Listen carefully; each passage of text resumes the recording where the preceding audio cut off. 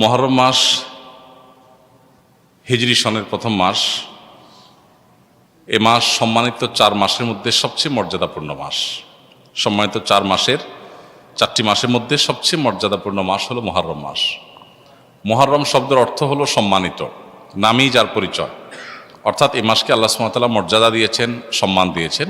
এই মুহররম মাসটি শুরু হয়েছে মাত্র 2 দিন হলো।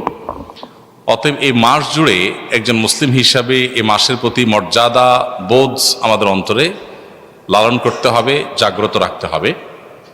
আর এই মাসটিকে নবী করিম সাল্লাল্লাহু আলাইহি ওয়াসাল্লাম শাহরুল্লাহ বলেছেন, আল্লাহর মাস বলেছেন।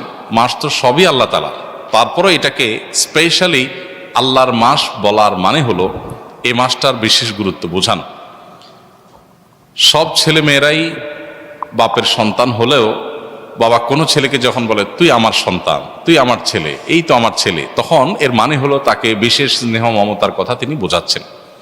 ঠিক একইভাবে সব মাসগুলো, সব দিনগুলো আল্লাহ তাআলার হওয়া সত্ত্বেও মুহররমকে নবী করিম সাল্লাল্লাহু আলাইহি ওয়াসাল্লাম বলেছেন শাহরুল্লাহি আল মুহররম, আল্লাহর মাস মুহররম।